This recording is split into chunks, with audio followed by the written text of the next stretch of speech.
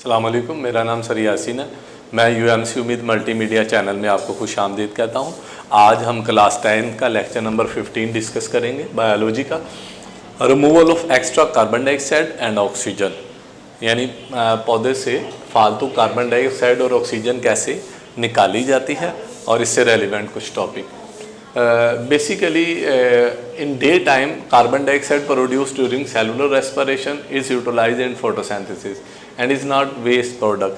जब दिन का वक्त होता है तो पौधे में दो प्रोसेस हो रहे होते हैं। चूँकि सनलाइट मौजूद होती है, फोटोसिंथेसिस का प्रोसेस भी होता है और रेस्पिरेशन का प्रोसेस भी होता है।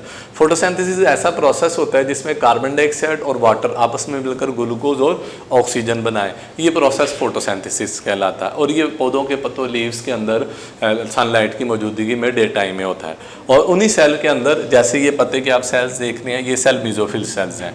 ये सारे सेल्स जो आप शक्ल में देख रहे हैं ये सब मीजोफिल सेल्स हैं। इन तमाम मीजोफिल सेल्स में जब सनलाइट पड़ती है तो इनमें फोटोसिंथेसिस का ये प्रोसेस और उसके नतीजे में C6H12 ग्लूकोज, इन तमाम सेल्स के अंदर ग्लूकोज के मालिक्यूल्स बन रहे होते हैं। और साथ साथ ही पौधे के अंदर एक प्रोसेस होता है रेस्पिरेशन। रेस्पिरेशन फोटोसिंथेसिस का उल्ट होता है, यानी फोटोसिंथेसिस में कार्बन डाइऑक्साइड पानी मिलकर ग्लूकोज ऑक्सीजन बनाते हैं और रेस्पिरेशन में ग्लूकोज और पानी मिलकर कार्बन डाइऑक्साइड और ऑक्सीजन बनाते हैं। इस प्रोसेस को कहते हैं रेस्पिरेशन। अच्छा, तमाम सेल्स के अंदर रेस्पिरेशन जो है, रेस्पिरेशन जिस सेल में नहीं होगा उस सेल की डेथ हो जाती है। दिन हो रात हो, पौधे के हर लिविंग सेल्स के अंदर रेस्पिरेशन का प्रोसेस होना ज़रूरी है। ये प्रोसेस का होना ज़रूरी है। जबकि फोटोसिंथेसिस सिर्फ डे टाइम होती है, क्योंकि डे टाइम रोशनी होती है, नाइट को रोशनी नहीं होती, लिहाजा रात को फोटोसिंथेसिस का प्रोसेस नहीं होता, लेकिन रेस्पिरेशन का प्रोसेस चलता रहता है। अच्छा, जब डे टाइम होता है तो फोटोसिंथेसिस प्रोसेस के दौरान, रेस्पिरेशन प्रोसेस के दौरान कार्बन डाइऑक्साइड पैदा होती है। जैसे कि आप इस रिएक्शन में देख रहे हैं, ग्लूकोज ऑक्सीजन मिले, कार्बन डाइऑक्साइड पानी बने। अब ये इस मीजोफिल सेल के अंदर ही कार्बन डाइऑक्साइड बनी। जो ही बनी तो इसी सेल के अंदर प्रोसेस हो रहा है फोटोसिंथेसिस का, जिसमें कार्बन डाइऑक्साइड इस्तेमाल हो रही होती है। तो ये कार्बन डाइऑक्साइड जो रेस्पिरेशन पर बनी वो फोटोसिंथेसिस के प्रोसेस में इसी मीजोफिल सेल्स के अंदर यूटिलाइज हो जाती है। तो इस हम ये कहते हैं कि ये जो कार्बन डाइऑक्साइड रेस्पिरेशन में बनी ये फालतू प्रोडक्ट नहीं है। क्यों? क्योंकि ये फोटोसिंथेसिस में यूटिलाइज हो रही है। लेकिन एट नाइट, जब रात का वक्त होता है, इट इज़ सरप्लस, तो ये कार्बन डाइऑक्साइड जो है ये फालतू होती है। There is no utilization because there is no process of photosynthesis during the night. रात को जब पौधों में फोटोसिंथेसिस का प्रोसेस बिल्कुल नहीं होता, यानी ये प्रोसेस बिल्कुल स्टॉप हो जाता है। जैसे ही ये प्रोसेस स्टॉप हो जाता है तो रेस्पिरेशन का प्रोसेस पौधे के अंदर जारी रहता है। तो रेस्पिरेशन में ऑक्सीजन की ज़रूरत होती है और ग्लूकोज ऑक्सीजन मिलकर कार्बन डाइऑक्साइड। अब ये कार्बन डाइऑक्साइड रात को फोटोसिंथेसिस खत्म हो गई, ये फालतू प्रोडक्ट है। दिन को तो यूटिलाइज हो गई फोटोसिंथेसिस में। अब रात को पौधा क्या करता है, कार्बन डाइऑक्साइड जो है वो खारिज करता है। लेकिन यहाँ पर एक और मामला भी हो गया कि रात को जो है फोटोसिंथेसिस नहीं हो रही तो ऑक्सीजन भी पैदा नहीं हो रही। तो इसलिए कहते हैं रात को दरख्तों के नीचे सोना नहीं चाहिए। अगर बहुत ज़्यादा घने दरख्त हो तो में पॉसिबल है कि वो शख्स बेहोश हो जाए, या इवन पॉसिबल है डेथ भी हो सकती है। क्यों? पौधे ने अपने इर्द गिर्द के सारे एनवायरनमेंट से जो है वो ऑक्सीजन ले ली है रेस्पिरेशन के लिए और कार्बन डाइऑक्साइड पैदा करनी है। लिहाजा पौधे के रात के वक्त पौधे के नीचे कार्बन डाइऑक्साइड की कंसनट्रेशन बहुत ज़्यादा हो जाती है और ऑक्सीजन वो तकरीबन काफ़ी कम कर देता है। तो हमें चूँकि ऑक्सीजन की ज़रूरत होती है तो लिविंग ऑर्गेनिज्म जिनको ऑक्सीजन की ज़रूरत है उनको रात को दरख्तों के नीचे नहीं सोना चाहिए। It is removed from the tissues bye diffusion. अब पौधे के अंदर जो रेस्पिरेशन में कार्बन डाइऑक्साइड पैदा हुई, लेट ये देखें, ये मीजोफिल सेल्स हैं, इनमें कार्बन डाइऑक्साइड जो है वो पैदा हुई है। तो मीजोफिल सेल से कार्बन डाइऑक्साइड एयर स्पेसिस में चली जाती है। चूँकि यहाँ कार्बन डाइऑक्साइड की कंसनट्रेशन ज़्यादा हो जाती है हवा से, लिहाजा carbon dioxide stomata process, stomata opening के ज़रिए, डिफ्यूजन प्रोसेस के ज़रिए पौधे से बाहर खारिज कर दी जाती है। In young leaves and young stem carbon dioxide escape through stomata.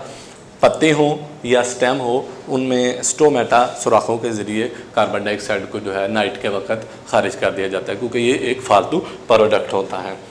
In young roots carbon dioxide diffuse through general surface through root hair. ये मैंने एक रूट की शक्ल बनाई है और डिटेल में मैंने रूट के इंटरनल ये सारे पार्ट्स दिखाए हैं, जिसमें ये रूट हेयर है, उसके बाद एपिडर्मस है, कॉर्टेक्स, जाइलम, एंडोडर्मस, पेरिसाइकिल, ये रूट की सारी इंटरनल स्ट्रक्चर है।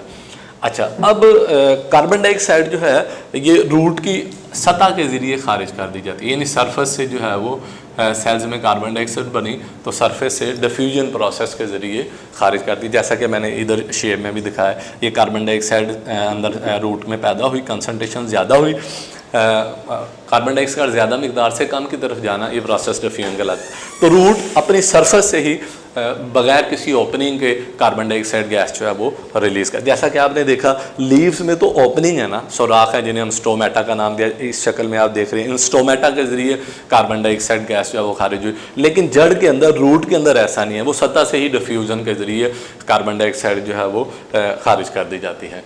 Oxygen is produced in mesophyll cells during daytime as byproduct of photosynthesis. After it's utilized in respiration, extra oxygen removed through stomata.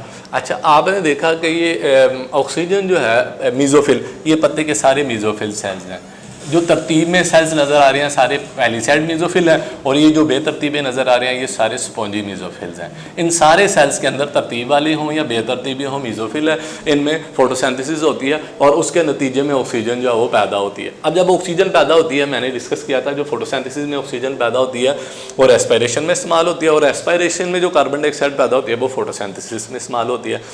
अच्छा, अब ऑक्सीजन जो है mesophyll cells में पैदा हुई, वो रेस्पिरेशन में इस्तेमाल हो गई। जो एक्स्ट्रा ऑक्सीजन होती है पत्ता उसको भी डिफ्यूजन के प्रोसेस के जरिए स्टोमेटा सुराख से मेसोफिल सेल से एयर स्पेसिस और एयर स्पेसिस से बाहर आउटर एनवायरनमेंट में खारिज कर देता है। इस तरह पौधा एक्स्ट्रा कार्बन डाइऑक्साइड और एक्स्ट्रा ऑक्सीजन को अपनी सरफेस से रूट के ज़रिए या लीव्स के ज़रिए या स्टेम के ज़रिए खारिज करता है। रिमूवल ऑफ एक्स्ट्रा वाटर, पौधा फालतू पानी जो है वो कैसे खारिज करता है।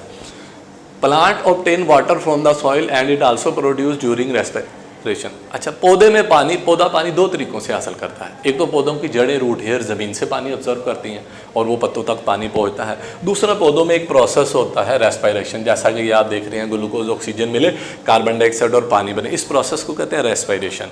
इस प्रोसेस के दौरान आप अगर गौर करें तो H2O पैदा हो रहा है, नील वाटर पैदा हो, इसका मतलब पौधे के हर सेल में बजाते खुद रेस्पिरेशन का प्रोसेस हो रहा है और हर सेल पानी बना रहा है, यानी पौधे के हर सेल्स के अंदर पत्ते का ये हर सेल खुद पानी भी बना रहा है। एक पौधे का हर सेल पानी बना रहा है, एक ज़मीन से भी पानी ऑब्जर्व करके पौधे के अंदर कंटिन्यूसली एंटर हो रहा होता है। तो दो तरीके से पौधे के अंदर जो है वो पानी पैदा होता है, ज़मीन से आता है और रेस्पिरेशन के दौरान पैदा होता है। Plant store large amount of the water in self for turgidity, extra water is removed through transpiration. अच्छा, ये आप देख रही हैं, ये एक सेल है, ये वैक्यूल है उसका, इसमें पानी की थोड़ी सी कम मकदार है। अगर पानी ज़्यादा इन वैक्यूल के अंदर आ जाए, जैसा कि आप इस सेल शेप में देख रहे हैं, तो वैक्यूल का साइज़ बढ़ गया है। जब वैक्यूल का साइज़ बढ़ जाता है तो उस वैक्यूल अपनी दीवारों पर फोर्स लगाता है, उस फोर्स को हम नाम देते हैं टर्गर प्रेशर। और सेल की इस हालत को जब ये पानी से भर जाता है, फूल जाता है, इसको कहते हैं टर्जिडिटी। तो टर्जिडिटी के दौरान भी हर सेल पौधे का मेसोफिल सेल जो है वो पानी को स्टोर कर लेता है, और अगर एक्स्ट्रा वाटर हो तो वो पानी पौधा एयर स्पेसिस में भेज देता है, खाली जगहों में भेज देता है, और खाली जगहों से स्टोमेटा के ज़रिए पत्ते से पानी जो है वो खारिज हो जाता है, जिस अमल को हम नाम देते हैं ट्रांसपायरेशन। तो दो बातें हो गई, पत्ते में पानी पैदा हुआ दो तरीक़ों से, रूट से आया और दूसरा पानी रेस्पिरेशन से पैदा हुआ। अब पत्ता क्या करता है, या तो पानी को टर्जिडिटी प्रोसेस के जरिए वैक्यूल के अंदर स्टोर कर लेता है, अगर फालतू बच जाए तो उस पानी को ट्रांसपायरेशन के जरिए लीव से बाहर खारिज कर देता है।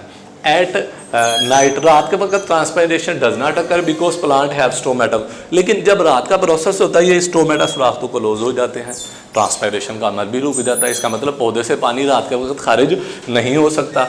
If there is high content of water in soil, water enter the roots and accumulated in xylem. अच्छा, दिन के वक्त तो पौधे ने पानी खारिज कर दिया, स्टोमेटा खुले हैं, लेकिन जब नाइट का टाइम होता है स्टोमेटा तो क्लोज हो गए, अब पानी पौधे में आ रहा है। अब पौधा क्या करता है, पौधा जो है रात के वक्त पानी को अपने रूट के अंदर स्टोर कर लेता है, और रूट की जाइलम, ये जैसा कि ये शक्ल में देख रहे हैं, ये स्ट्रक्चर जो आप देख रहे हैं, ये मैंने रूट की शक्ल बनाई, और ये रूट की जाइलम सेल्स है। पानी पौधा रूट की जाइलम में स्टोर कर, क्या मतलब, पानी रूट हेयर के जरिए आता है, एपिडर्मस से, कॉर्टेक्स से, एंडोडर्मस से, पेरिसाइकल से, जाइलम के अंदर पानी पौधा नाइट के टाइम जो है वो स्टोर कर लेता है नालियों के अंदर। ग्लूटेशन, अक्सर पेपर में क्वेश्चन आ जाता है डिफाइन गुटेशन एंड ट्रांसपायरेशन, दोनों में फ़र्क आ जाता है। ट्रांसपायरेशन का मतलब होता है पौधे के मेसोफिल सेल से पानी स्टोमेटा के ज़रिए वेपर्स की शक्ल में खारिज हो, वेपर्स की शक्ल में, वो ट्रांसपायरेशन।